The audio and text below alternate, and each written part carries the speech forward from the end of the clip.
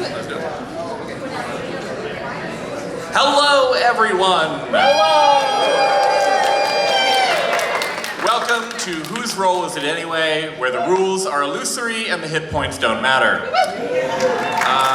I will be your Drew Carey for the evening. My name is Sam Winkler, but we have a lovely cast of talent here who will introduce themselves. Yay!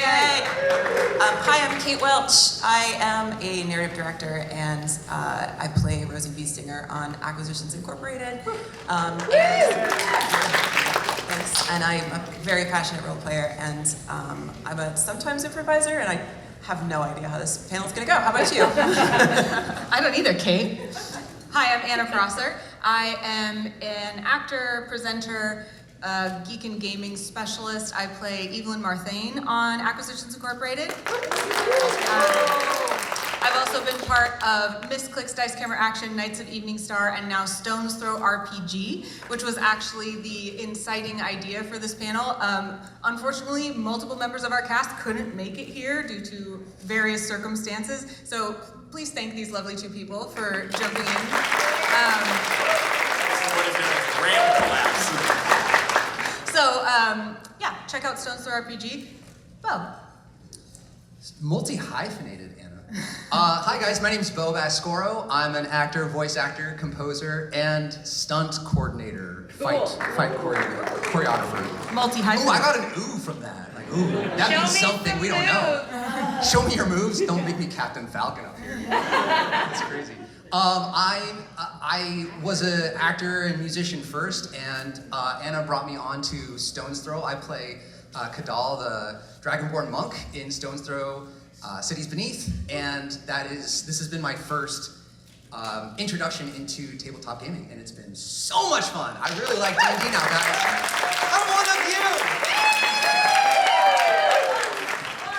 Yeah! So Sam, you should introduce yourself too. Well, I'm still Sam Winkler. I am the narrative director at Gearbox Software. I work on Borderlands and Tiny Tina's Wonderlands.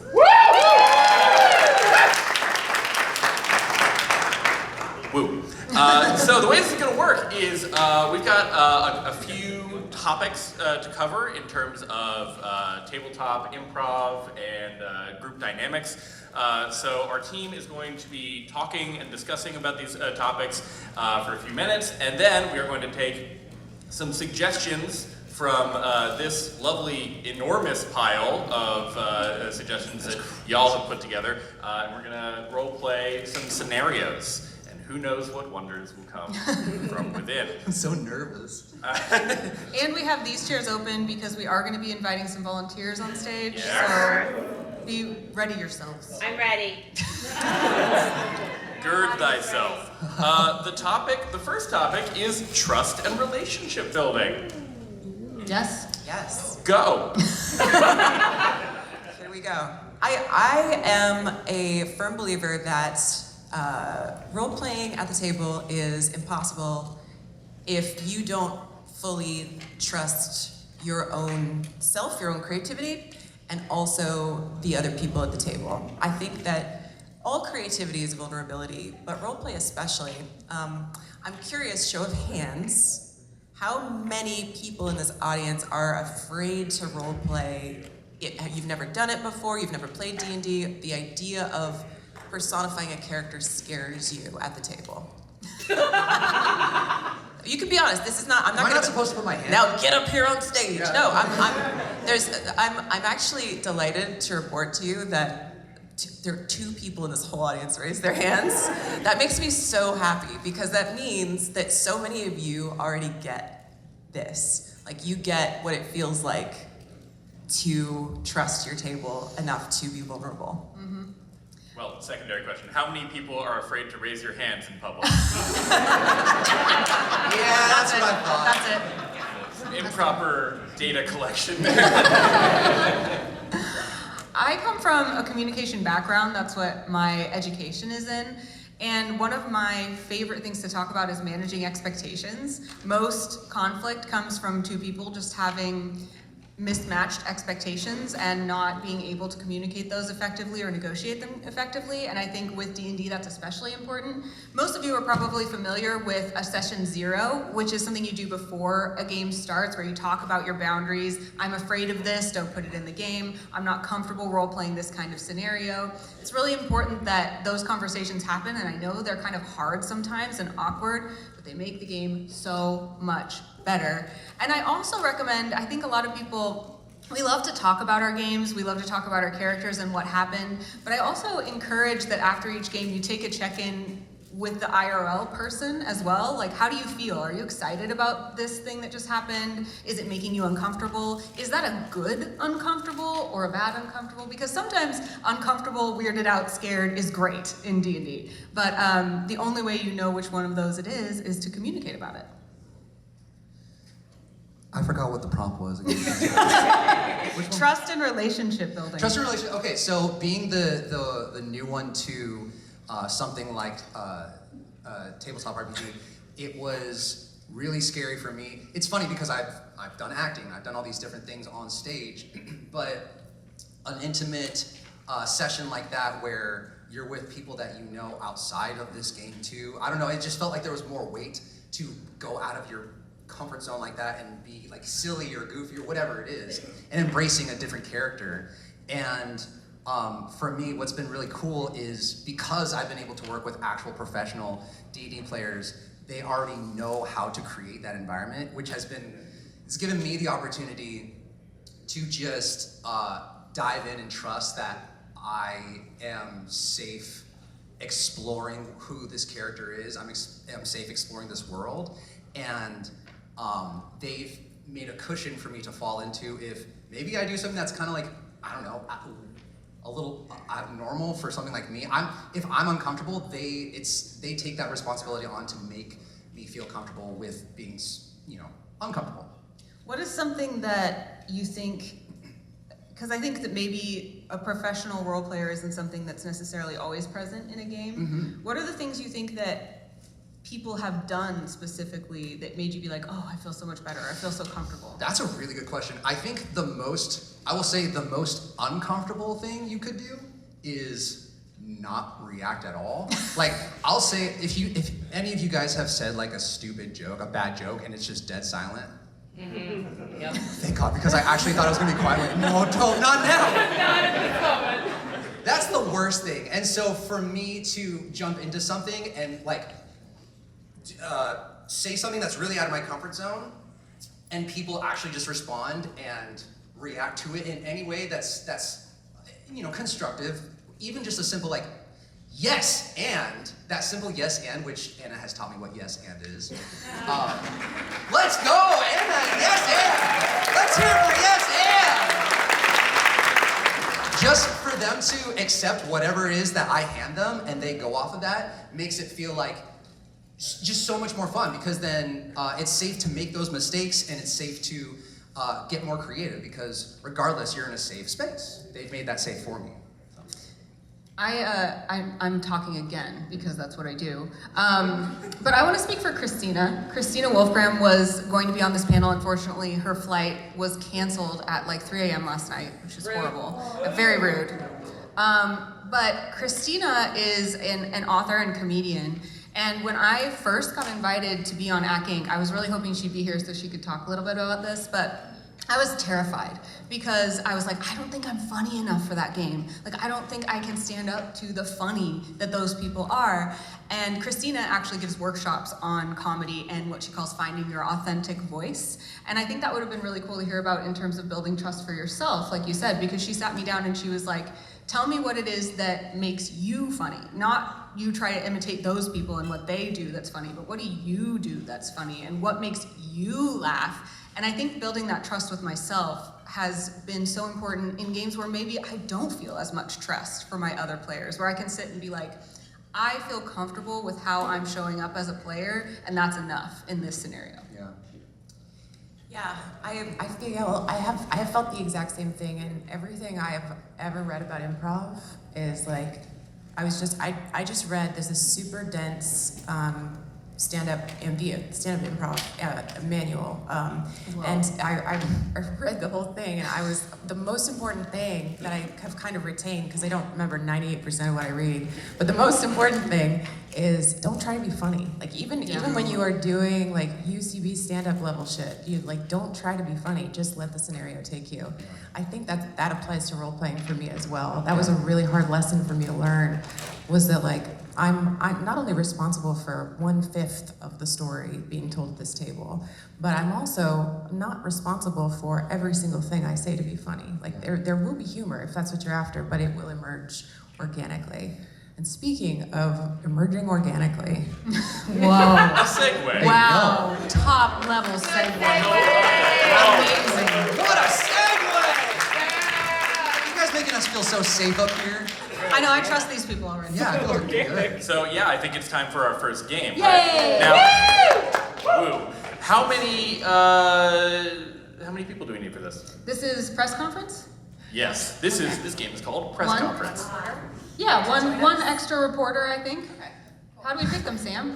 Love the That is a enthusiasm. great question. Well, if you're not afraid of raising your hand, you can raise your hand.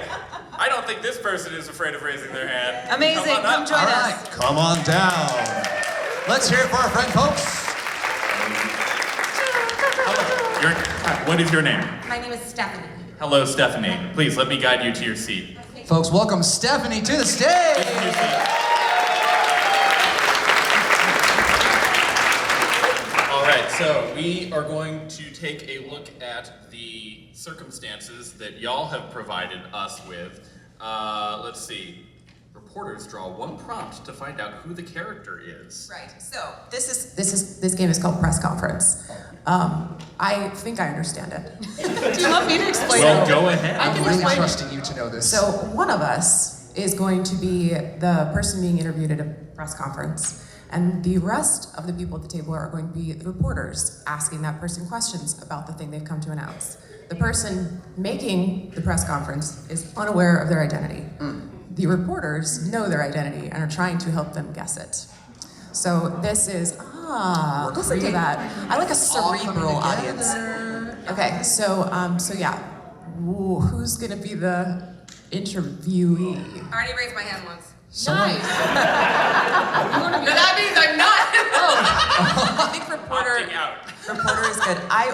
I'll happily do it. If you want, Really? y'all want to do questions and I'll Sure. I'll react. Okay. And okay. so when we pick the prompt, you have to like la la la la Yes, so you can't yes. hear so we can share with the audience. Right. So you guys all know, and I don't. Yeah. Oh, this is exciting. Okay. Have you picked it? You want me to pick it for you? Well, Yes. Very much. And then pass it down to us. And then yeah, he gets to decide if it's funny or Hold not. on. I had one. This is his whole job as comedy arbiter. Arbiter of the laughs. Oh, yes. Good. Okay. Great. Okay. Okay, pass it down to us. Oh, I'm so excited. Okay, Kate can't hear what I'm saying right now. I'm in between there. Okay, but we don't have what they're announcing. We need the. Oh, yes, we do. Yes, sorry. Ooh, wait, be here? Okay, cool. I have one job and Yeah, let's hear it for Sam. Come on. No, we need a different prompt. there's some good synergy there. Okay, good. Oh yeah, there's another. Okay. Yeah. All right. The person being interviewed is the Pope, who is a cleric, who is converting to a new religion. I had one job. Amazing. One more time for Sam. Can I have that? Yes. I'm gonna need that the most. Okay. And when we have questions, we can raise our hand and you can call on us for your press conference, Kate, Okay. whenever you're Great. ready. Yes. Wonderful. Okay. I'm becoming the character. Okay. Okay. Hi, everyone. Thank you. Oh, my goodness. Well, before I get to your question, I just want to thank you all so much for being here today. This is obviously a really important day for us all. It's huge. It's huge. Please, yes. Who are you? Thank you. I'm Bonnie G from the Unindependent. Hi, Bonnie. This is a specifically auspicious week for you to make this big decision. Why did you choose it?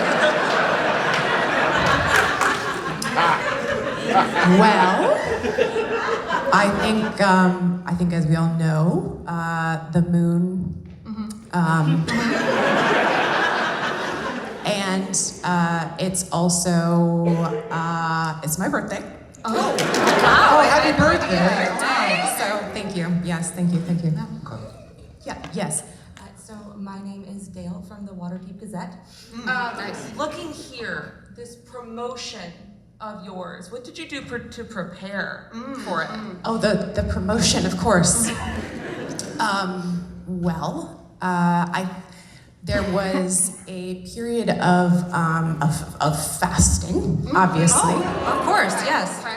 and to clear the mind, and then once you've reached that level of nirvana,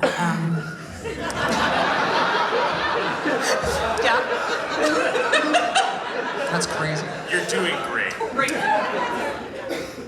once you're there, you're just kind of you just know when you're ready. Yeah. Okay. Yes. Yes, my name is DJ Khaled. Do. Yeah, and I come from the Daily Best, and I want to know what your favorite hot dog toppings are, Yes. and how that affected I the knew decision. this question was Right, going to right, come right. up today.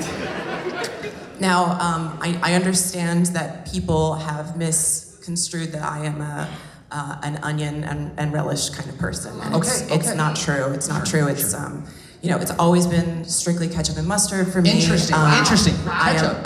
Ketchup. Okay. Yeah, ketchup's K-E. Sometimes it's C-A-T-S. So okay, thank you so much. Yes. Yeah. Speaking of hot dogs, with this announcement, do you feel like you've made this choice because you're an American?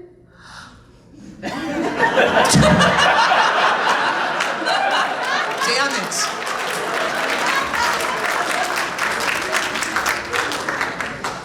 Well, it figures into it. Yeah, it's not unrelated. Being an American is obviously a very important part of religion. God bless it. God bless it. God bless it, Yeah. right? Yeah. And to In his name. And to you. Big ups to the big man. Right. I just love Jesus. Right? Yeah, I'm so happy okay. for you. You still do? You still do? Interesting. Like at the moment. So.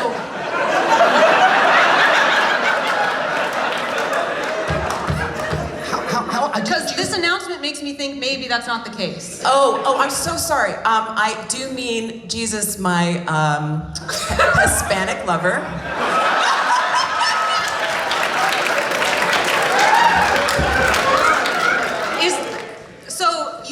I'm sorry. It's totally. No, please. Oh, yeah. Continue. You're doing great. Bonnie G, yeah. She's independent, by the way. Independent.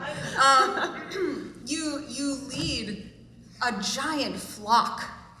And this relationship with Jesus is going to change things for a lot of them. Right. Are you comfortable with that? I mean, get comfortable with it, bitches. Can I guess who I am? Okay, yes. So did the pink smoke inspire you? I like to think I inspired it. Wow. Incredible. Yes. Okay, am I the new pope announcing that I'm gay or Catholic? That's so close. You are the Pope, who is a cleric, announcing that you are switching religions. Yes. That is incredible. In a way, I am switching religions. Get used to it, bitches. That was crazy. Thank you guys. Let's hear for that. One more time for Stephanie. That's great. Thank you.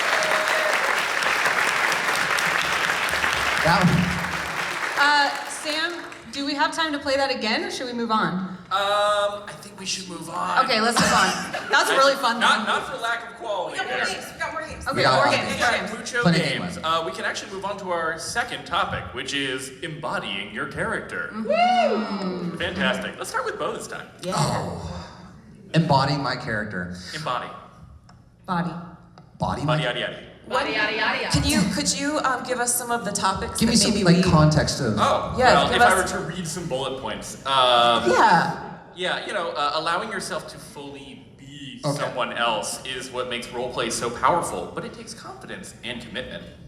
Yeah, okay, so there was one specific session I remember that we were playing where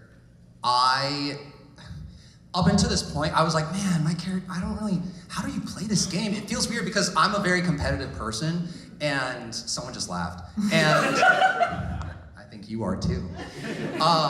And so for me, I'm like, how do I win this game? What's the right decision to make?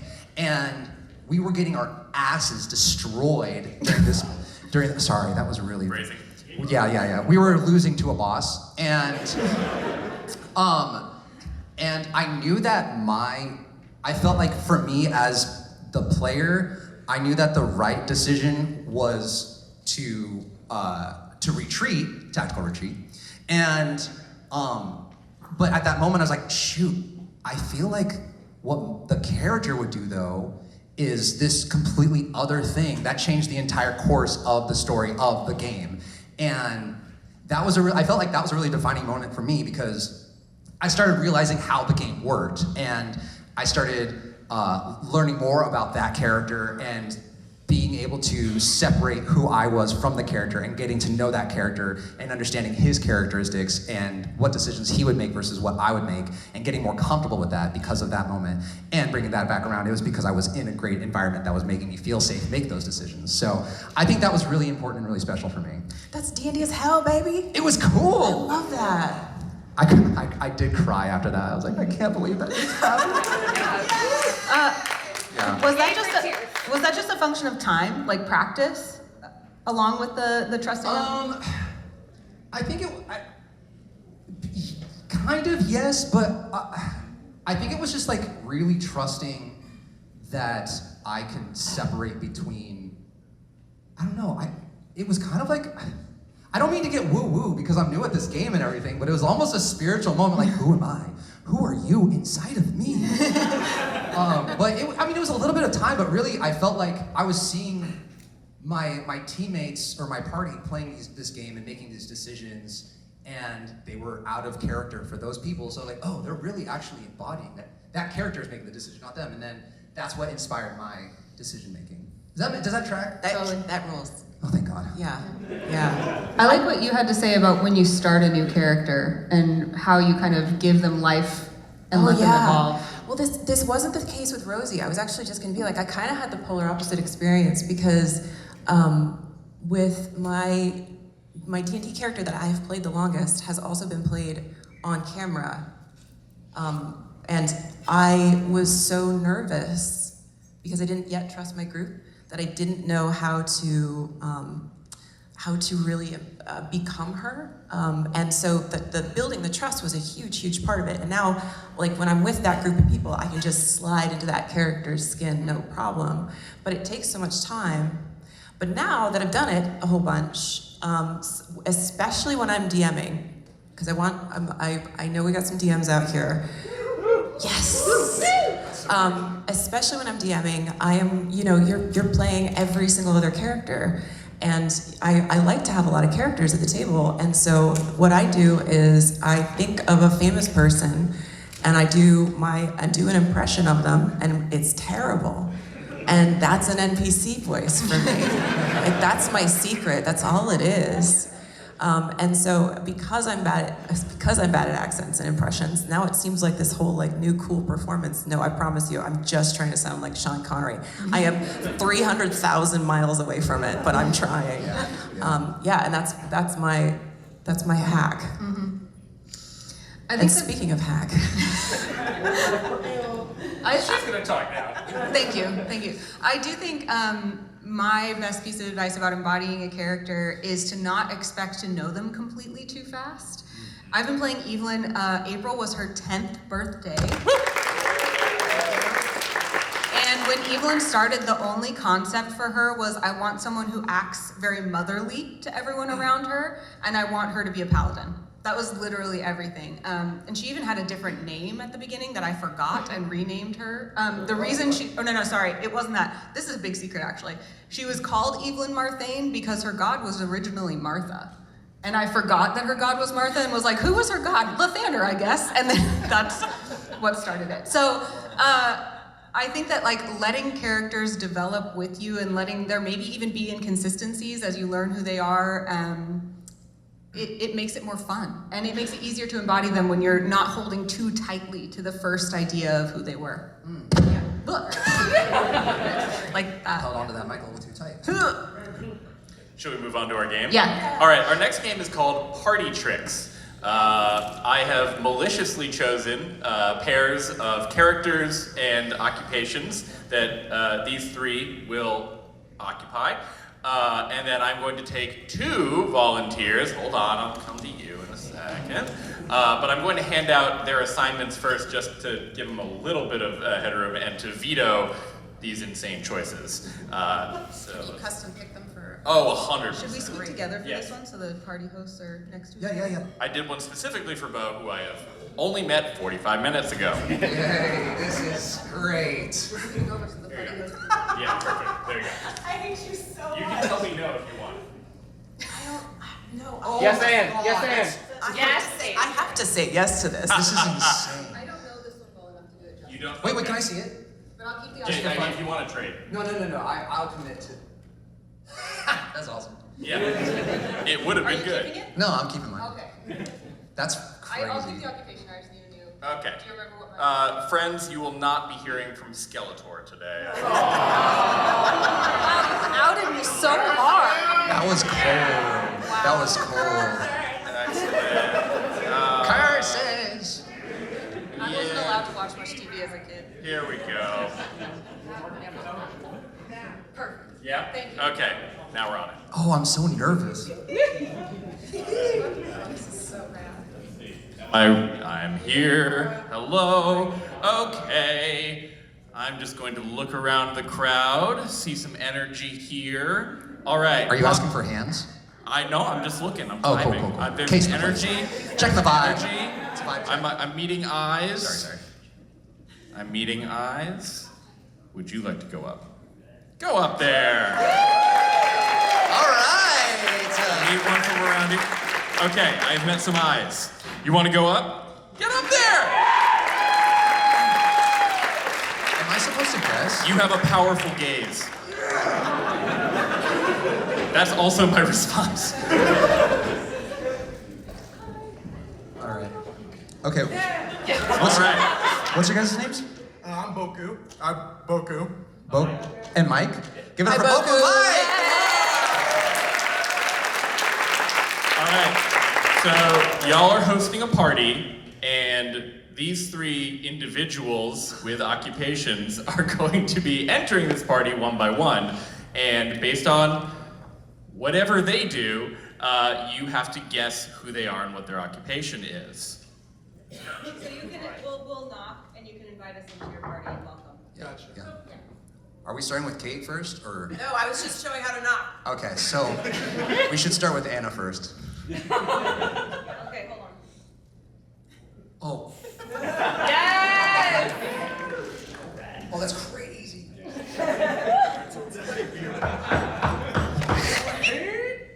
Oh, hey! Oh my goodness, it's so glad you came. Yes, it was a long ride. Oh, you can't smoke in here, I'm sorry. It's just a thing that, like, the other okay, you know what? It's chill. It's chill. It's fine. Let me get you a drink instead. What would you like to drink? Smoking and drinking, are you sure? Oh, yeah. Okay. Ale will be fine. Excellent. Fine, sure.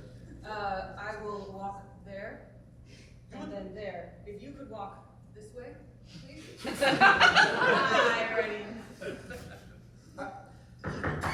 Oh, thank goodness somebody else is here. Hey,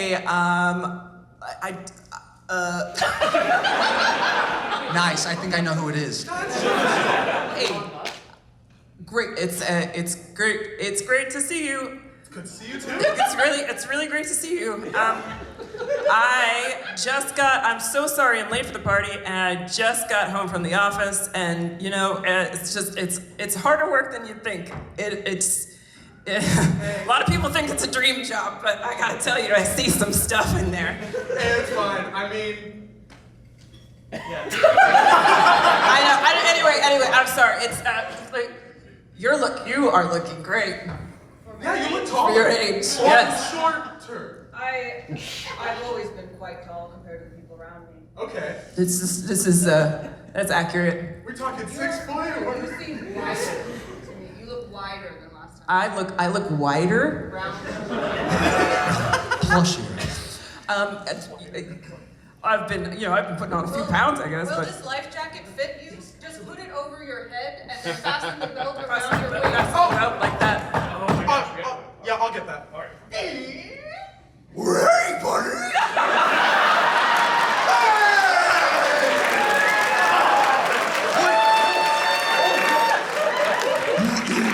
Feel a little tense.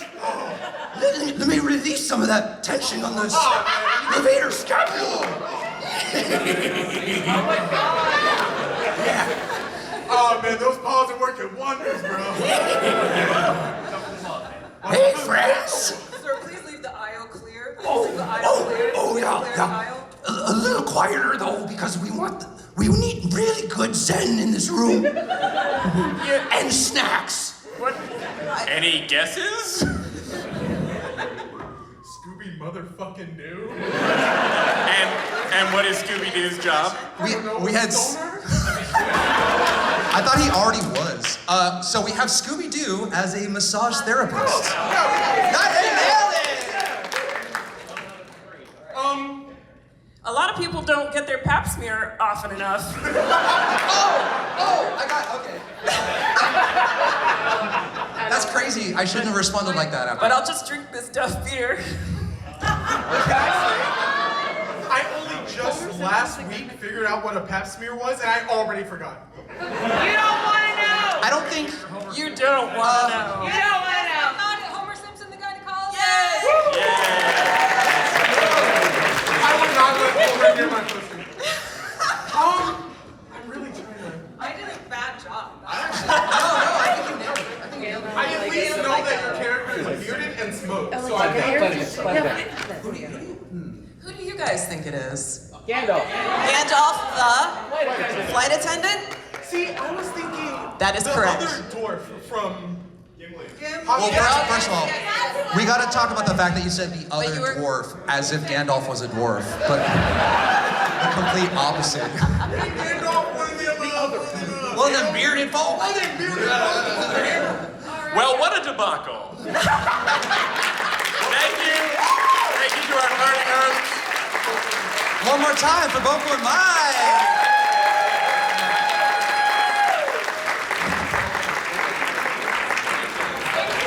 Thank you to Alright, now separate. my co-panelist for putting up with those choices. What does Homer Simpson sound like? Don't. Not that? Well, I have no fucking idea. What does he sound like as a gynecologist is the question. Yes, let's go on to our third and final topic. Okay. Trusting the story. Many role players get tripped up looking for the right thing to do next in a story. Roleplay is best when you remember that anything you add, the best or worst thing, is still going to make a great story. That's so true. Yes, I read it myself. And Anna wrote it, so her saying that's so true is especially I'm getting hilarious. so roasted today. We talked about this a little bit, Anna. I touched on this earlier. One of the things that I find to be the most important thing when you consider yourself an entertainer and you put pressure on yourself, remember that you're only responsible for 1/5, 1/6 of the story at best. And it not only frees you to kind of relax and just go with the flow, but it also gives more spotlight to the other 5 people at the table, which is, to me, the most important part of role-playing. despite the fact that I am hogging the fucking mic at this panel, I do very much. Do you feel that way? Because I feel that way. I feel that way too. I love giving the rest of that, which is most of the table, the time to sparkle and shine. And when I realize they're queuing up for a moment and just give absolutely alley-oop the shit out of it. I think that is what trusting the story means to me, is trusting what the other people at the table are gonna do. To piggyback off that, I think the best compliment I've ever been given as a role player is hey Anna, you seem to specialize in knowing when to pass the ball and give someone else the moment. And I don't know if that's true or not, but I've held that compliment so tight because I think it's a skill that's not really obvious in roleplay. You think, oh, I need to learn how to make silly voices, or I need to learn all the rules of D&D, or I need to learn, whatever. But I think that learning how to pass the story to the right person is really important. I kind of feel like it's the same answer I gave for the last prompt too, but the moment that I was able to differentiate between my truth versus my character's truth and trusting that, I knew that I was in good hands, and from that, the story unfolded in a way that even the DM didn't plan to have happen, but the story became so much more profound because of that, and that encouraged me to get more creative, and it inspired me more because it was an opportunity for me to add to that story as well. And yeah, being able to see the story unfold with any kind of decision you make is really cool. So I'm coming from this is my first time playing D&D, and I've been doing it for a while, or a little bit now, but Since January. yeah, since January. So I'm five months in, something like that. Professionally, at least. Before that. Professionally, yeah, and it's cool because this is just a different way of storytelling that I've ever experienced. Most of the time, people write the story for you, so I assume that I'm waiting for the DM to make the decision, so I'm waiting for the right. I don't know how to articulate it besides I want to make the right decision, and I feel like he's testing me. He is. And so once I took off that pressure and was okay, I feel like the character actually would do that. He was the right answer was just whatever the most honest answer was for yourself. And yeah, like I said, being able to see that story unfold was really cool and inspires me to keep doing that kind of decision making. And a huge difference between this and linear storytelling is there's no ending that you're building to necessarily, at least from a character perspective. You can't build in a Chekhov's gun. You are handing a bunch of Chekhov's guns to the DM, and it will come back and absolutely bite you in the ass, even if you don't know what it is. It's so wild. Yeah, every decision you make could destroy you, or it could make you flourish. But I don't like that. I don't like the unexpected like that. Give me linear, but then I'm playing D&D now. I think that's a really typical actor mentality. I feel like I've played D&D with a lot of actors who are but what am I supposed to say? Yeah. What am I supposed to do? And I think that's a hard thing to get past. As somebody who has terrible dice, as a notable thing.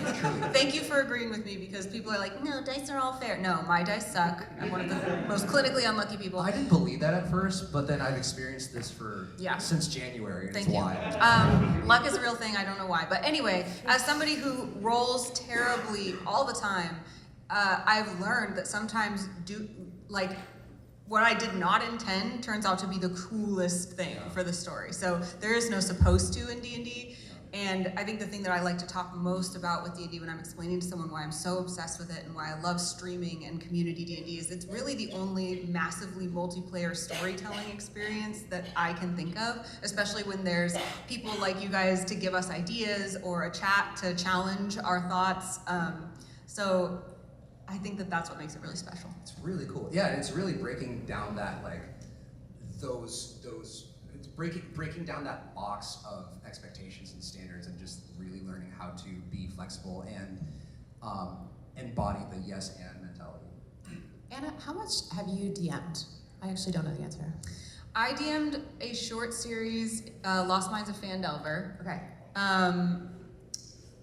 And And I've done here and there like one episode of different campaigns that I've been in, but I'm afraid of it. Yeah, so, me too.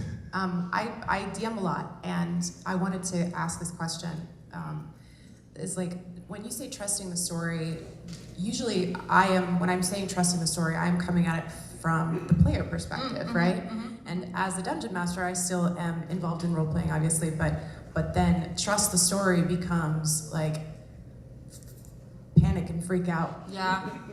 And especially because I really do want my characters to make their own choices. So how do you get better at that? Like, how do you get better at just not panicking in that moment of like, okay, this is totally different. Obviously, this happens literally every game of Dungeons and Dragons that's ever been played. Is your characters decide they're going to go off and do something totally different, and I start freaking out. And I panic, and I'm just like, and there's a pool of water there, and there's a mermaid, and she gives you 3 wishes, and like whatever I can come up with. But like, how do you encourage your brain to see that as like, yeah, that's a challenge now, and I'm going to accept that challenge? I think this very neatly circles back into the other topics that we were talking about, especially trust, because I had a great moment way back in Misclicks where the DM had prepared this incredible large-scale battle, and I don't remember what we did, but we figured out some stupid way to circumvent the whole thing. And he literally picked up his notebook, ripped out the pages, and threw it behind him, and was like, "What do you guys want to do now?" Like, and I think that sometimes there's a lot of pressure to not go above board in D&D, like not to go out of game to communicate. But I think that's a really great example of where it is like, wow, I didn't expect you guys to do that. Let's talk as real people for a second about, I need time to figure out something else, or you guys tell me what happens next and I'll build from there. You player, you're the DM for the next 10 minutes. You know, like, I think that there is a ton of pressure on the DM. As I said, I'm very scared of it, but giving myself advice, I would say that leaning on the players is a great place to go. Well, like you said, it's collaborative story writing, so the pressure's not just on you, it's the entire team. And I think the same way that we trust the party, we're trusting the DM, and we want the DM to be able to trust us, that whatever decisions and whatever scenarios he's putting onto us, we can roll with that and make sure that he feels safe, or they feel safe making those decisions and making that part of the story for us. I think there are some systems that I've played that I've really enjoyed that have mechanics that specifically can put the GMing role into the hands of the players more throughout the course of the game. And I love those systems. And I also love just putting my players on the spot and making them do my job for me. So it works out both ways, yeah.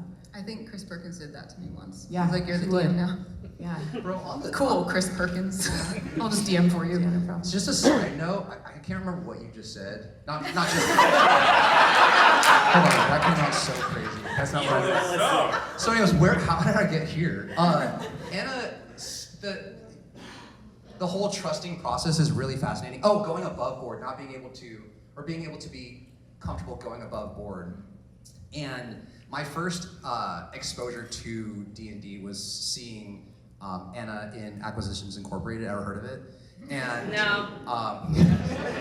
And it was so crazy to me because you're improving and you're turning on like a character brain, and then in the flip of the coin, you're above board, and then you're just back and forth, and it's so crazy to see like D&D players being able to jump into a character really quickly, and then jumping out to communicate and like clarify and be like, okay, cool, and then jumping back into that character. That's like such a crazy skill. And so I saw that for the first time and was like, I could never play that.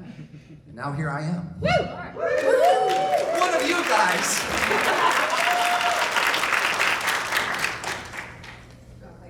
Yes, let's play another game. Would you like to explain what it is? Oh, yeah. Are we rapidly pivoting? I think so. You want to do alphabet? Yeah. let's Okay, go, but okay. I'll And need 2 volunteers. 2 volunteers, okay. So this game, I don't know what else it's called, but I You call should it wait till they're alphabet. picked, because they won't be listening until then. Yeah, they're all focused on one thing. One It's track line. disgusting. Hello. After I just said, you guys can multitask frames. You in the vault tag. Okie dokie, let's go. And you, mysterious masked person. All right, let's hear it. Anywhere you like. What's your Shy name? guy. Hi, I'm Lucy McLean. Hi, Lucy. That's right. Go ahead and sit right here. Now that's role playing. And please introduce yourself. Hi, I'm Doll. Doll? Doll. Nice to meet you. All right. Doll. Doll. So this game, this is going to be real fun with 5 people. We're going to be terrible at This this. is going to be great. This is a game called Alphabet. We are going to take a scenario, which I'm sure is going to be just great, picked for us by our comedy arbiter, and then we're going to improvise down the line using the first letter of the alphabet for each successive line. So I would start with A. Your next line can start with B. Your next line will start with C. You all know how the rest of the alphabet goes. Bo. Yeah, no, I'm locked in. I just had to double check. Quickly scroll All right. Wikipedia. Yeah, I'm like, yeah. hey Siri, what's the alphabet? So we'll start with me. We'll go down to Bo, and then we'll. Wrap And to around. clarify, it's a sentence starting with Yes, that letter. a whole line. It can be more than one sentence, but Okay. yeah. Now I've got some absolutely lovely scenarios provided by you freaks. This is not the one I'm going to do because it says a quest to get the perfect ingredients for the perfect lemonade. You mean lemons? That's crazy. So this is. I honestly was like down. I was like, oh, I can't wait to find out. No, this one's better. A nudist dwarf is swimming in a river. His clothes were stolen. Oh. Someone got a little too excited about that. Was that you, Boku? No. All right. Anyone see this dwarf? Boy, is he not wearing clothes? Clothes? None.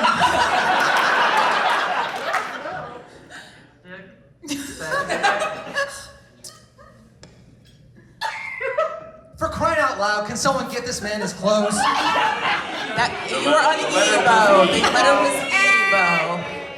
Hey, for crying out loud! I had one job. This is not my next line. Did all of us agree none of us are the dwarf? Yeah. Okay, great. We're all agreed. Okay, I actually don't know if that's the alphabet then. Okay. Fuck yeah! Good God, man. Where are your clothes? How did he get down there? It's hard, huh? Yeah, it's not so That funny counts. now. If you tell me you fell, I'll believe you. Just walk away. We don't have to deal with this. Kind of funny. Look, this is just what I'm into. My goodness. No clothes? I can't fathom. OMG, can I try? Please, why are we still here? Question, where did you last see your clothes? Right over there. Oh, nice. So they're right over there? Oh my god.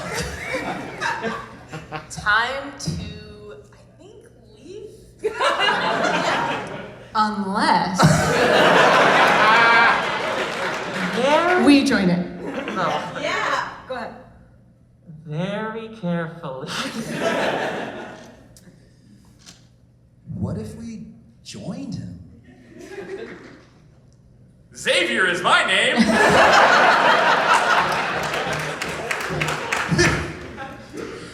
You're right. We should all get naked. Zoinks.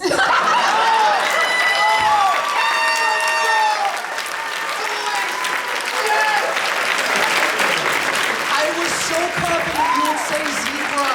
I was like, don't say zebra, don't say zebra. We got a zoinks, baby. Thank you, Lucy. Thank Yeah, you, doll.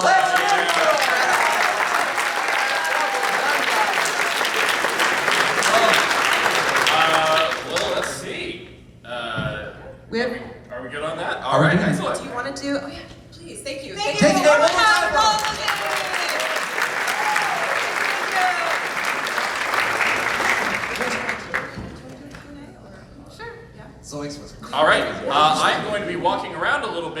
doing some Q&A. Sure. Please do not get out of your seats. I will come to you. Yeah, so raise your hand if you have a burning question for us. Hello. This is a pretty, yeah, there's 0 questions left to be had. That's so All right. fantastic. A question. Where's a good place to start to learn how to DM as 2 people at the same time? Because my partner and I have always wanted to DM both together. I'm very curious about how to do that. Okay, so could you repeat the question for? What is a good way to DM as 2 different people at the same time? For example, when you have 2 NPCs talking to each other. You have 2 DMs. So two DMs. DMs. I see. Co-DMing. 2 DMs as the same. All right, so do you co-DM or you switch off? At the same simultaneous, 2 DMs simultaneously? That's cool. Okay, so this is a wild and awesome question I have never even thought about. I don't know. How would you? I feel like Anna mentioned something about being able to, or maybe it was you. I blacked out, but I feel like being able to give your campaign partners space to add to the story is like really significant. I feel like if you're DMing, you probably have already an idea together what you're doing, and so I would just kind of assume that you want to give the DM that space to have an opportunity to add to it. I would also suggest coming up with ways to communicate that other people can't see or hear, whether that's body language or you know, Discord or whatever. We did have a situation where we played with 2 DMs once. We had Chris Perkins and Jerry Holkins DMing us at the same, or no, was it Jerry? They were both Asmodeus. Yeah, and I think they just kind of same-brained. Yeah, just be psychic. Actually, like I have a well, if you're already psychic, then I don't think there's anything we can teach you. It sounds amazing though. All right, we got another question over here. Get up on it.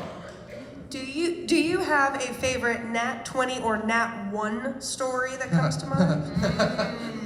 It sounds like you do. It's just you just roll so many ones. It's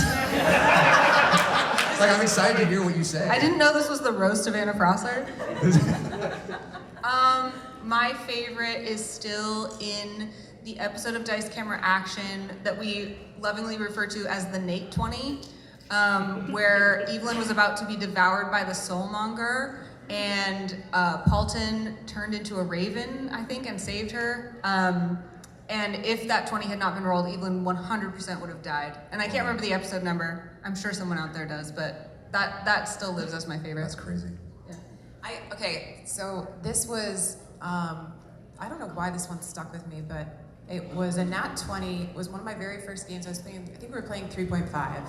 And I rolled a Nat 20, and all I remember from the context, I find this memory so interesting because this is like the crystallization of why D&D is fascinating to me psychologically. I remember this like it happened. I was playing a dwarf barbarian named Maxis Destinax, which I still fucking love, and she rolled a Nat 20. And I don't know what the check was. I just remember the cinematic moment of her jumping off a cliff, landing on a giant spider, riding it all the way down a cliff while hacking it to death, and yelling her war cry, which was "Kooky Chris." I love this game. That was the most Nat 20 moment of my entire D&D career. Mine's boring. I think so.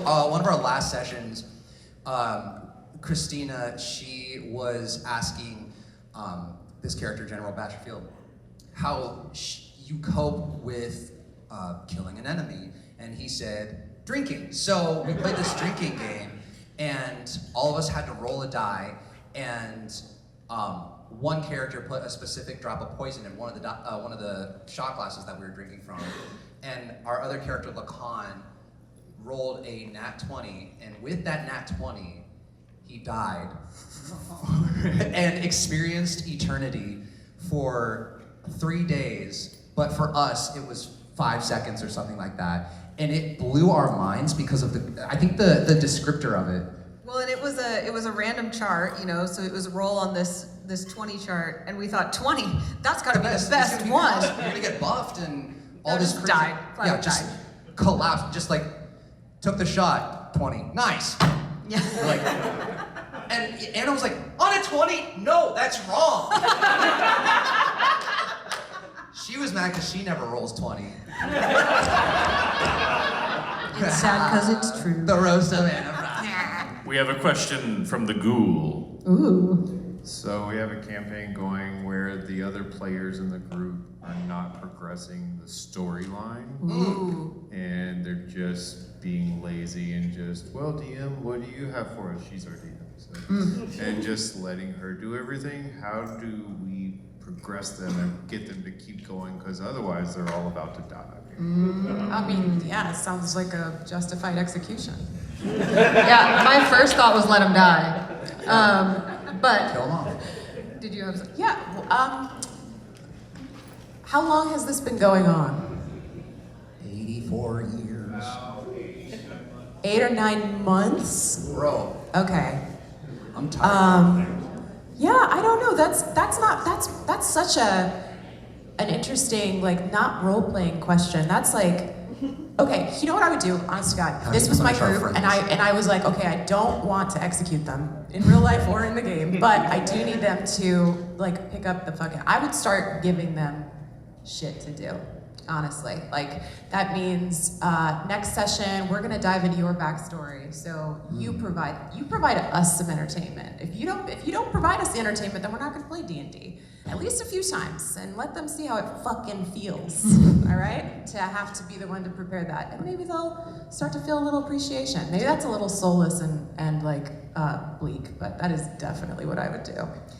I think for me, the first reaction, again, going back to like communication and everything, is to be honest above board and be like, hey, I'm struggling to get feedback from you guys, and here's some things I would love help with. I think ostensibly these are your friends, so asking for help is different than being like, you guys suck at D&D, step it up. You know what I mean? It's different. Is it better?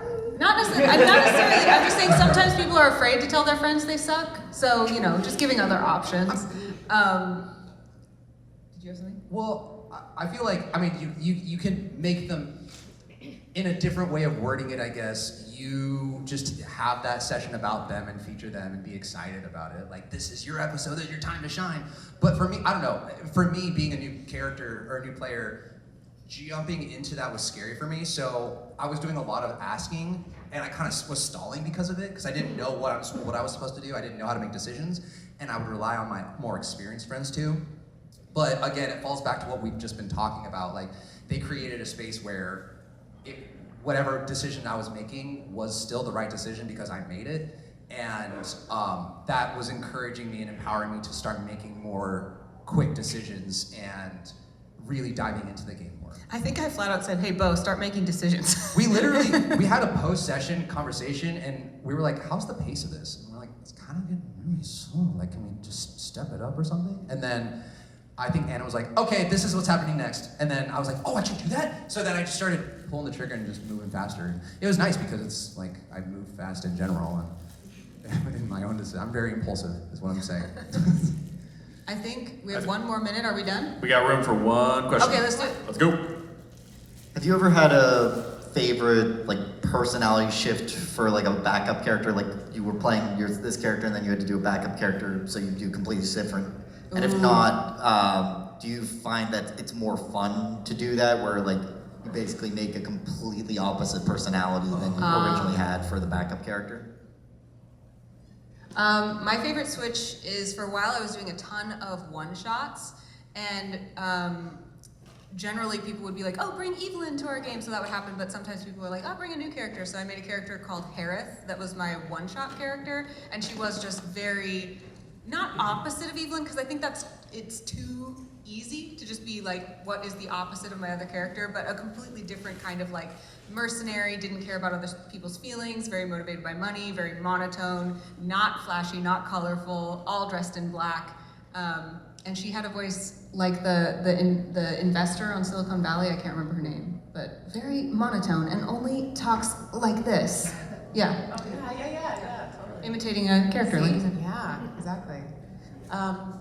Backup character. So I think, again, going back to my example of Rosie, I was I was afraid to role play in front of an audience, and especially in front of people I didn't know, because that trust hadn't been built yet. And so I experienced that trust live on the show.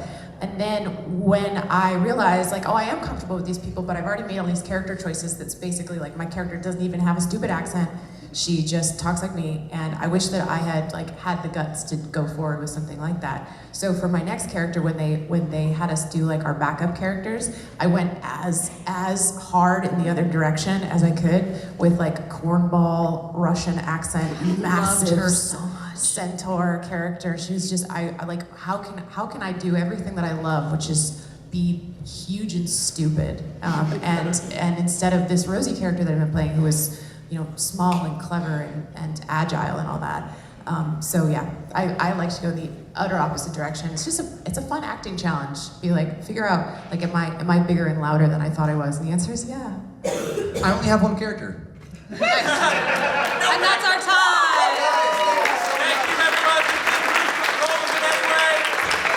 Thanks so much for coming out. Enjoy the rest of your evening, guys.